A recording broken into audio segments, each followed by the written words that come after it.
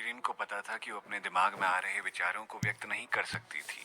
आकाशी ऋषि व्यास साहू जी को ये सब बताना कि वो उनके समलैंगिक होने के बारे में जानती है बिल्कुल भी उसकी मदद नहीं करने वाला था। उल्टा वो नाराज अलग से हो सकते हैं। क्या इस सवाल का जवाब देना इतना मुश्किल है? महल मालिक दोबारा से दबी आवाज में बोल पड़े। शिरीन ने अपना सर उठाया। उसके चेहरे पर आश्चर्य का हाव भाव साफ साफ दिख रहा था और तभी उसने विषय बदलने के लिए महल मालिक से कुछ और पूछा। क्या आपको लगता है कि बड़े संत जी ने मेरे लिए ताबूत में जमी हुई सुंदर लड़की को खुद तैयार किया है? महल मालिक ने अपनी पलकें तेजी से झपकाई, लेकिन उन्होंने उसके सवाल को टाला बिल्कुल भी नहीं। इसके बजाय उन्होंने उदासीनता से कहा, मैंने केवल आप दोनों की बातचीत का कुछ हिस्सा ही सुना था। आपका रिश्ता बहुत ही ज्यादा जटिल है। जैसा कि उसे उम्मीद थी, वो वास्तव में उसके प्रति ईर्ष्यालु हो रहे थे। अनजाने में उसके जटिल संबंधों के बीच एक तीसरा मोर्चा बन गई थी। शिरीन ने स्पष्ट किया, हमारे बीच कुछ भी नहीं है। उन्होंने गलत व्यक्ति को पहचान लिया था। महल मालिक ने कहा, क्या सच में उन्होंने गलत व्यक्ति को पहचान लिया है? उनकी आवाज में थोड़ी अनिश्चितता थी। हाँ बिल्कुल, उन्होंने सोचा कि मैं कोई और व्यक्ति हूँ जो अनुमान उनका गलत निकला। अपने जीवन बचाने की खातिर शिरीन को बड़े संत जी से छुटकारा पाना बहुत जरूरी था, लेकिन वो तो काफी दृढ़ता से इस बात पर विश्वास रखते हैं कि आप वही व्यक्ति हैं जिसे वो ढूंढ रहे हैं। महल मालिक मुस्कुराए और बोलना जारी रखा, ये मेरा पहली बार है कि मैंने उन्हें किसी व्यक्ति के लिए इतनी सख्ती और जिद से काम लेते हुए देखा है। उन्होंने आपको मुझसे दूर ले जाने के लिए कितनी बार कोशिश की थी। वो सिरके से मजबूत स्वाद जितने ही जिद्दी हैं। मैंने उन्हें बताया कि वो गलत व्यक्ति को पहचान चुके हैं, लेकिन लगता है वो इस चीज को बाद में ही समझेंगे। इसके अलावा वो असल में ये नहीं चाहते थे कि मैं उनके मौर्य पर्वत पर ही रहूं। उन्हें तो सिर्फ 3000 साल पुरानी संजीवनी जड़ी बूटी चाहिए थी। शिरीन ने अचानक से बात करना बंद कर दिया। जब उसे अपनी गलती का एहसास हुआ तो वो पछतावा करने लगी। 3000 साल पुरानी संजीवनी जड़ी बूटी? क्या आपके पास वो जड़ी बूटी है? महल मालिक हैरान होकर मुस्कुराए। उन्होंने ऐसा सोचा कि वो जड़ी बूटी मेरे पास है। शिरीन ने समय पर अपनी गलती को कामयाबी से ढक लिया था। आखिरकार मामला संजीवनी बूटी का था। सबके सब लोग, मतलब हर कोई जो तारों वाली उस पवित्र जगह पर रहता है, वो बिल्कुल उस संजीवनी जड़ी बूटी को पाना चाहता है। यदि आकाशी ऋषि व्यास साहू जी को पता चल जाता है कि शिरीन के पास जड़ी बूटी है, तो वो शायद उस चीज के लालच में आ जाएं। भले ही उन्हें इस जड़ी बूटी की आवश्यकता ना हो, लेकिन वो बड़े संत जी जिन्हें वो प्यार करते थे, उनके लिए वो ये जड़ी बूटी पाना जरूर चाहते होंगे। इसीलिए वो भी उससे वो जड़ी बूटी लेना चाहेंगे ताकि वो उन्हें खुश कर सके। महल मालिक दोबारा से बोले, मैंने आपको पूछा था कि क्या आप मुझे आपके किए गए अचानक चुम्बन की जिम्मेदारी लेने देना चाहती हैं या नहीं, लेकिन आप मुझे बड़े संत जी और उस बर्फीले ताबूत के बारे में पूछ रही हैं। क्या आप विषय बदलने की कोशिश कर रही हैं? शिरीन बिल्कुल चुप थी। उसने सोचा नहीं था कि विषय बदलकर वापस वहीं आ जाएगा जहां से उन्होंने शुरू किया था। शिरीन ने चिल्लाकर पूछा, आपको क्या लगता है आप उस हरकत की जिम्मेदारी ले सकते हैं? क्या आप मुझसे शादी करने का इरादा रखते हैं? महल मालिक की आंखें चमकने लग पड़ी और वो बोले, सिर्फ तब जब आप काले जंगल में से बाहर आने में कामयाब हो जाएंगी। हम पहले सगाई कर सकते हैं और फिर आपके बड़े होने के बाद हम शादी के बारे में आगे सोच सकते हैं। फिर तो मुझे आपसे ये सवाल पूछने पर बिल्कुल भी खेद नहीं है कि आप मुझसे प्यार करते हैं। महल मालिक का चेहरा गंभीर सा हो गया। उन्होंने दोहराया, प्यार? शिरीन ने हंसते हुए कहा, इसे इस तरह से समझिए कि क्या आप मुझे पसंद करते हैं। उसने अपने पत्थर पर खड़े होकर उनकी ओर देखा और कहा, मुझे आशा है कि आप बिल्कुल सच ही बोलेंगे और मुझे इधर उधर की बातें सुनाकर बेवकूफ नहीं बनाएंगे, क्योंकि मैं एक छोटी लड़की हूँ। मुझे आप में दिलचस्पी है। महल मालिक ने खुलकर जवाब दिया, दिलचस्पी है? ये कितना अच्छा शब्द है। अच्छा, आपको मुझ में किस प्रकार की दिलचस्पी है? महल मालिक ने जवाब देने से पहले कहा, मेरे हाल ही में बहुत सारी चीजों पर दिलचस्पी पूरी तरह से उठ चुकी है, लेकिन मैं अपनी इस आदत का इस्तेमाल अनजाने में ही करता हूँ। उदाहरण के लिए, मुझे चाय बनाना, शराब चखना और कुछ उपन्यास जैसी चीजें पढ़ना बहुत ज्यादा पसंद है। तो आपकी राय में मैं इन्हीं चीजों के बराबर हूँ आपकी जिंदगी में, क्यों? ठीक कहा ना मैंने? महल मालिक बोले, शायद आपकी ये बात बिल्कुल सच है। शिरीन ने कहा, ये तो मुझे भी लग रहा था। आप बस मेरे बारे में उत्सुक हैं क्योंकि आपने आज तक मेरी जैसी महिला कभी नहीं देखी। पर प्रेम का उल्लेख आपके शब्दकोश में है ही नहीं। फिर आप मुझसे शादी क्यों करेंगे? शिरीन ने सवाल किया, मुझे आपसे शादी करने के लिए प्यार करना चाहिए क्या? क्या इस दुनिया के जोड़े ऐसे ही बनते हैं प्यार करने से? मैं जहां तक जानता हूं, इस दुनिया में शादी मूल रूप से माता पिता के आदेश पर होती है। पुरुष और महिला को तो ये पता भी नहीं होता कि उनका साथी कैसा दिखता है, लेकिन फिर भी वो उसके साथ शादी कर लेते हैं। उनकी तुलना में कम से कम आप तो मुझे अच्छे से जानती है कि मैं कैसा दिखता हूँ। ये उल्लेख करने वाली बात है ही नहीं कि मेरा चेहरा आपसे 100 गुना बेहतर है। आपको पता होना चाहिए कि आप भाग्यशाली हैं जो आप मुझसे शादी करने में सक्षम हैं। फिर भी आप इस शादी को क्यों अस्वीकार करना चाहती हैं? महल मालिक ने अचानक कहीं से एक आईना निकाला और शिरीन के हाथ में रख दिया और कहा, आइए इस आईने में देखिए जरा और खुद के बारे में बेहतर तरीके से जान लीजिए। शिरीन ने अपने होठ सिकोड़ लिए। वो सोचने लगी कि वो इस श्रेष्ठता से भरे व्यक्ति का क्या करेगी। क्या एक सुंदर चेहरा होना एक बहुत ही ज्यादा असाधारण बात है? एक आदमी जो इतना सुंदर हो सकता है वो वास्तव में एक राक्षस ही होना चाहिए। तो क्या हुआ अगर वो सुंदर है और शिरीन बदसूरत है? वो अभी भी उससे शादी करना नहीं चाहती थी। अगर वो सुंदर भी थे तो भी शिरीन को इस बात की कोई परवाह नहीं थी। धिक्कार है ऐसे पुरुष पर। अगर शिरीन के पास महल मालिक जितनी शक्तियां होती तो वो उसे दीवार पर बना हुआ चित्र बनाने में ज्यादा समय नहीं लगाती। शिरीन ने महल मालिक से सीधा सा सवाल पूछा, तो क्या आप मुझसे शादी इसीलिए करना चाहते हैं क्योंकि आपने मुझे चूमा था इसीलिए? ठीक ठीक, बिल्कुल सही कहा तुमने, महल मालिक ने जवाब दिया। क्या आप अनजाने में किसी और को चूम लेंगे तो उसके साथ भी शादी कर लेंगे? आप तब भी इस तरह की जिम्मेदारी लेने के लिए तैयार हो जाएंगे? महल मालिक चुप थे। उन्होंने ऐसे सवाल की कभी उम्मीद नहीं की थी। शिरीन ने फिर से कहा, वास्तव में आपने मुझे इसीलिए चूमा था क्योंकि आप मुझे ऐसा करने के लिए मजबूर हो चुके थे। इस सब के बाद कोई और बड़ी बात नहीं है और मुझे तो इस बारे में चिंता या परवाह नहीं है, तो बेहतर होगा कि आप भी इसके बारे में चिंता बिल्कुल ना करें। महल मालिक ने अपनी आंखें मूंद ली और आश्चर्य से पूछा, तो क्या आपको बिल्कुल बुरा नहीं लगा? शिरीन हंस पड़ी और उसने कहा, ये सिर्फ एक चुंबन ही है।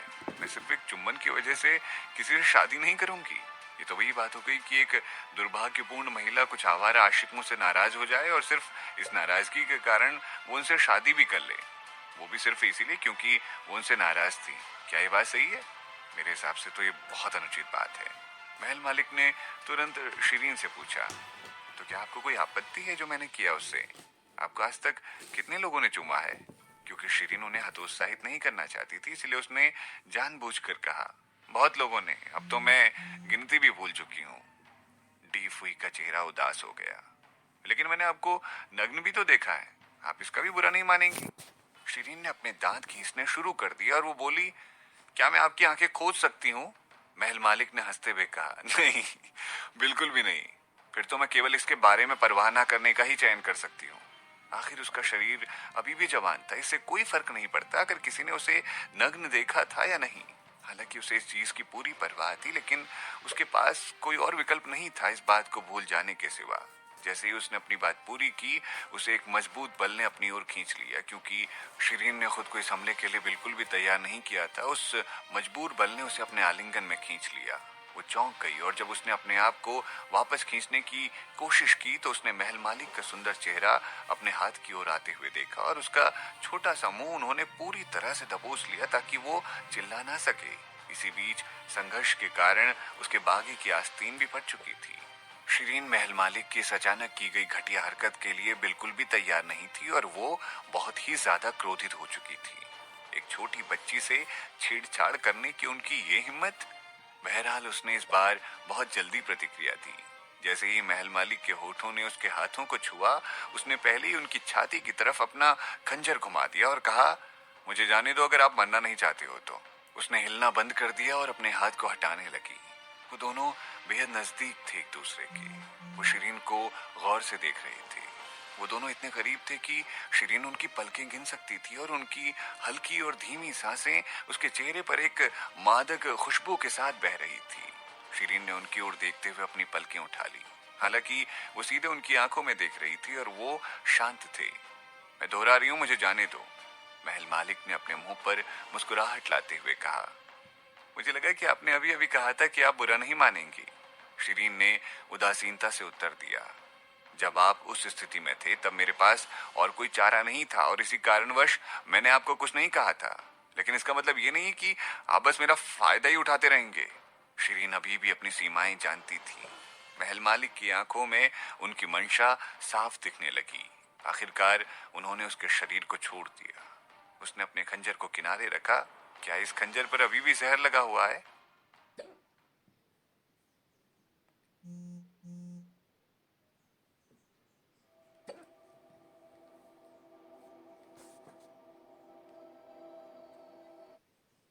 महल मालिक को बिल्कुल भी नहीं पता था कि शिरीन ने उस खंजर पर किस प्रकार के जहर का इस्तेमाल किया था, लेकिन उसका खंजर 7 रंगों का उत्सर्जन कर रहा था जो उनकी आंखों को काफी सुंदर लग रहे थे।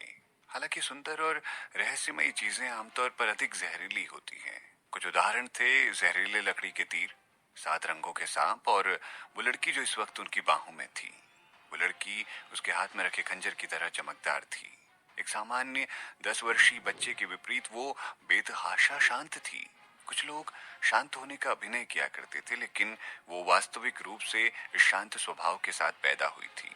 इस दुनिया की सभी लड़कियां जिन्होंने महल मालिक को देखा था उनकी हैसियत और महान स्वभाव पर फिदा हो जाती थी। फिर भी इस लड़की के लिए ये सब कुछ बकवास था। वो उन्हें देखना तक नहीं चाहती थी। क्या आप मुझे मारने को लेकर पूरी तरह से गंभीर हैं? महल मालिक ने हल्के से अपनी उंगली पर उसके खंजर की तेज धार फेर दी। क्योंकि वो खुद भी जहर के बारे में काफी कुछ जानते थे, तभी वो उसका खंजर देखते ही ये बताने में कामयाब हो गए थे कि वो काफी जहरीला था। ये खंजर त्वचा की सतह पर बस एक छोटे से जख्म के साथ ही उन्हें मार सकता था। फिर उन्होंने अचानक अपनी उंगली के किनारे की ओर इशारा किया और खून की लाल बूंदें उनकी उंगली से बहना शुरू हो गई। शिरीन को उनकी हरकत से झटका सा लगा। क्या वो अब जीना नहीं चाहते थे? जबकि वो जानते थे कि खंजर जहरीला था और उसने उनकी उंगली काट दी थी। लेकिन उन्होंने ये जानबूझकर क्यों किया? उनका रक्त तुरंत गहरे हरे रंग में बदल गया और उनकी उंगली जल्दी से हरे रंग में बदल गई। मैं जहर से भरा जा रहा हूँ, महल मालिक ने धीरे से कहा। क्या आपके पास कोई इलाज है? शिरीन अभी भी हैरान थी। क्या वो पागल है? कैसे वो जानबूझकर खुद को जहर दे सकते हैं और इलाज के लिए भी कह सकते हैं? नहीं, मेरे पास कोई इलाज नहीं है, उसने तुरंत कहा। फिर शिरीन ने देखा कि उनकी उंगली पर से जहर बहुत जल्दी उनकी बाह, कोहनी, ऊपरी बाह आदि के माध्यम से होता हुआ उनकी बाह की ओर फैल गया था। उनकी विशाल आस्तीन में उनका कोमल और गोरा हाथ भी हरा हो गया था। वो इतना हरा हो गया था कि वो भयानक सा लग रहा था। उनके दिल तक पहुंचते ही वो मर जाएंगे। महल मालिक अभी भी खुद को ठीक नहीं करना चाहते थे, लेकिन उससे बातें कर रहे थे। क्या आप सुनिश्चित हैं कि आपके पास इसका कोई इलाज नहीं है? शिरीन ने तुरंत उत्तर दिया, नहीं। उसने फिर अपना ध्यान महल मालिक से हटा दिया। कितना शातिर छोटा बच्चा है ये। महल मालिक ने अपनी आंखें बंद कर ली और आखिरकार उसे जाने दिया। शिरीन ने उनसे दूर छलांग लगाई और शांति से उनकी ओर देखा। आप अपनी मदद खुद कर लो, अलविदा। वो मुड़ गई और उसने वहां से दूर कहीं टेलीपोर्ट कर लिया। महल मालिक अवाक थे। उन्होंने अपने आसपास के वातावरण को देखने के लिए अपनी आंखें खोली। वो पत्थरों की पहाड़ी वास्तव में बहुत उजाड़ थी। वहां किसी और को नहीं देखा जा सकता था, क्योंकि वास्तव में वो छोटी लड़की वहां से चली गई थी, उन्हें पीछे छोड़ते हुए, वो भी जहर से ग्रस्त होने के बाद। वो वास्तव में काफी शातिर थी। पलक झपकते ही उसने लगभग 3 किलोमीटर दूर एक घाटी में फिर से खुद को उजागर किया। घाटी में बहुत सारे जंगली फल उग रहे थे और शाखाओं पर लटके हुए शानदार लाल फल सेब की तरह दिख रहे थे। वो फिर से टेलीपोर्ट करना चाहती थी, लेकिन जब उसने इन फलों को देखा तो वो रुक गई। उसने पेड़ पर चढ़कर कुछ फल उठा लिए। साथ ही पास में एक धारा बह रही थी, तो उसने उन फलों को धोने के लिए वहां जाना बेहतर समझा। उसने पहले ही उनमें से एक को काट कर खा लिया। फल खट्टा और मीठा था। वो औसत स्वाद वाला फल था और भले ही उसमें एक मीठी सी खुशबू थी। मालकिन, आपको ऐसे पेड़ से फल उतार कर नहीं खाने चाहिए। क्या आपको जहर से ग्रसित होने का डर नहीं है? दृढ़ पत्थर कंगन ने आग्रह के साथ पूछा। मैंने जांच कर ली थी इस पर कि ये जहरीला नहीं है। शिरीन ने फल खाना जारी रखा। मालकिन जी, आपके खंजर पर लगा जहर बहुत ज्यादा जहरीला है क्या? बेशक, वो खून को छूते ही किसी को भी मार सकता है। वो सिर्फ 1 सेकंड में एक हाथी को मार सकता है, शिरीन ने जवाब दिया। फिर जैसे कि महल मालिक को जहर दिया गया है, क्या वो मर जाएंगे? दृढ़ पत्थर कंगन अनिश्चित महसूस कर रहा था। क्योंकि वो मेरे काले श्राप से भी स्वयं को बचाने में कामयाब रहे थे, इसीलिए वो इस बार भी आसानी से खुद को ठीक कर सकते हैं। इसके अलावा यदि वो निश्चित नहीं थे कि वो अभिशाप को तोड़ सकते हैं, तो वो जानबूझकर खुद को जहर नहीं देते। वो आदमी एक विकृत प्राणी है और उनके साथ कोई तर्क नहीं किया जा सकता है।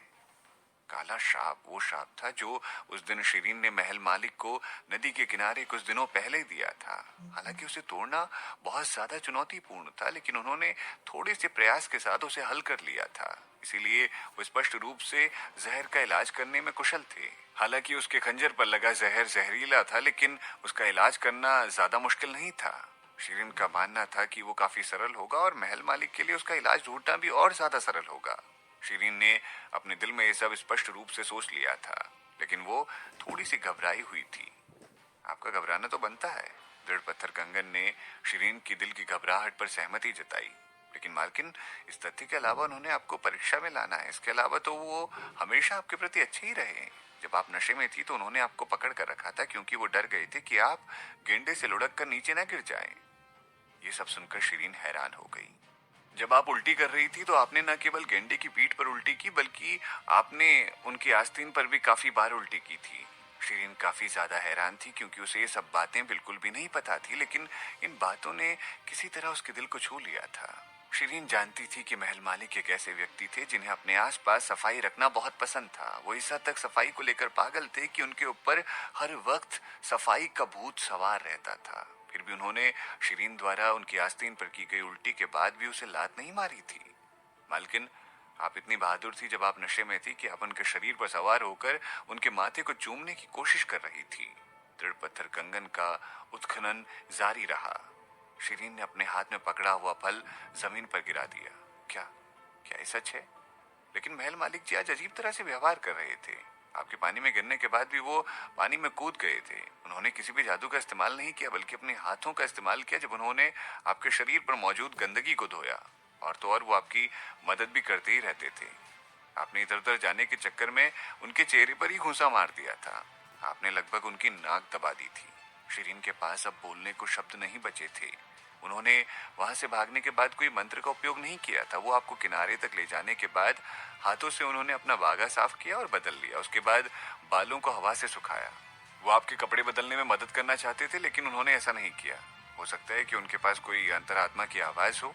केवल आपको शांत करने के लिए उन्होंने आपको कुछ तरल पिलाया, और जब उन्होंने देखा कि आप ठंड के कारण कांप रही हैं तो उन्होंने वहां आग जला दी और आपको आग के पास रख दिया ताकि आप सूख जाओ जल्दी से। शिरीन को समझ नहीं आ रहा था कि वो आगे क्या बोले। मालकिन, मैं बहुत हैरान हूँ। जब आप बिजली वाले शेरों से घिरी हुई थी तब वो वास्तव में उनके साथ आसानी से निपट सकते थे, लेकिन उन्होंने आपकी सील बंद टेलीपोर्टेशन शक्तियों को तोड़ने के लिए अपने सार और रक्त का उपयोग क्यों किया, ताकि आप उन्हें साथ ले जा सकें और उन्हें बचा सकें?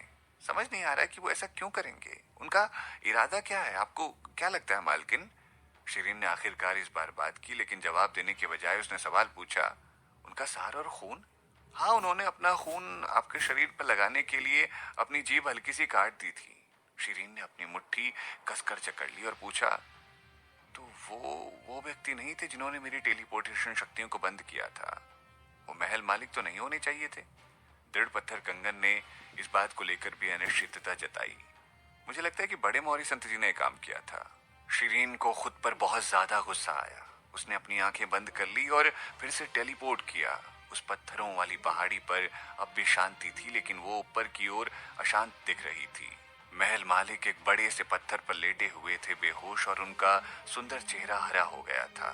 पत्थरों की पहाड़ी पर उन्हें 3 लंबे और क्रूर जंगली भेड़ियों ने घेर रखा था और वो उनकी ओर बढ़ रहे थे। उनमें से एक हमला करने को भी तैयार था। ये क्या हो रहा है? शिरीन ने खुद को उनकी ओर बढ़ा दिया। उसने ऊर्जा के एक अज्ञात स्रोत का इस्तेमाल करते हुए उन्हें उठाया और तुरंत टेलीपोर्ट कर लिया। फिर वो एक घाटी में दिखाई दी। यह स्थान पहले स्थानों की तुलना में उन दोनों को ज्यादा सुरक्षित लग रहा था। वो जगह काफी ज्यादा शांत थी और उधर कोई क्रूर जानवर नहीं दिख रहा था, इसीलिए वो सबसे पहले महल मालिक जी को यहाँ लेकर आ गई थी। जागते हुए उन्हें ले जाने का वजन और जब वो बेहोश थे तब उन्हें ले जाने का वजन दोनों अलग अलग थे। बेहोश होने पर वो बहुत ज्यादा भारी हो चुके थे। इसके अलावा शिरीन आकार में बहुत छोटी थी और उन्हें उठाकर ले जाने में वो वास्तव में थक चुकी थी। शिरीन ने पहले जितनी दूरी तक ही